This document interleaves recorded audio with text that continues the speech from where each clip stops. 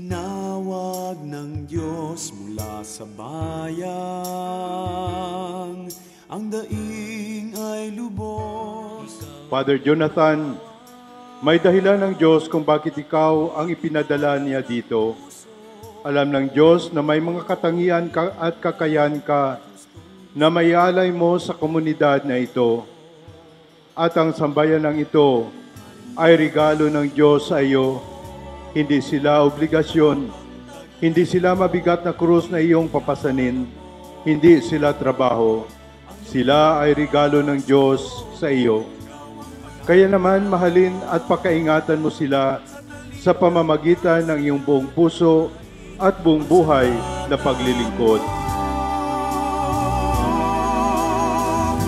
Ikaw ang biyaya ng Diyos sa sambayanan. Ikaw ang awit sa langit ng direng matintiman. Ikaw ang liwanag kung madilim man ang buwan. Ika'y Pilipino, ikaw ay pari. Ika'y Pilipino, isang pari ni Kristo.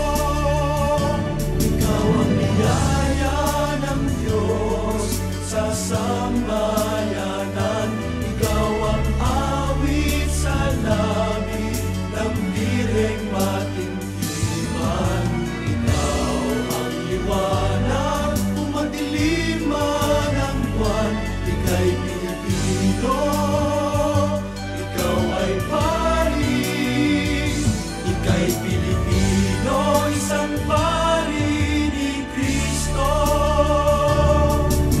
Lubak-lubak at masukal ang iyong daan. Ang galak ng puso'y matatagpuan.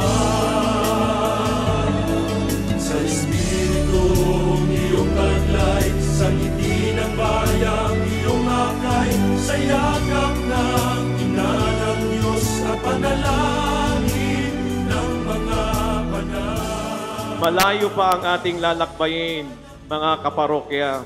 Naway magkasama-sama tayong magpatuloy sa ating misyon sinodal. Mga pusong nag-aalab, mga kamay na naglilingkod, kaagapay ni Maria, namumuhay para kay Kristo.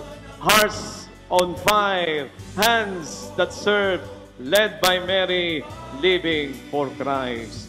Sama-sama tayong maging buhay na saksi ng pagmamahal ng Diyos dito sa ating parokya. Sa Diyos po ang lahat at ang pagpupuri at pagpapasasalamat magpakailanman. Ikaw ang awit sa langit ng direng matintiman. Ikaw ang liwanag kung madilim man ang buwan. Ika'y Pilipino, isang pari ni Kristo. Ikaw ang biyaya ng Diyos sa sambayanan. Ikaw ang awit sa langit ng direng matintiman. Ikaw ang liwanag kung madilim man ang buwan. Ika'y Pilipino, ika'y Pilipino. Ika'y Pilipino, isang pari ni Kristo. Ika'y Pilipino,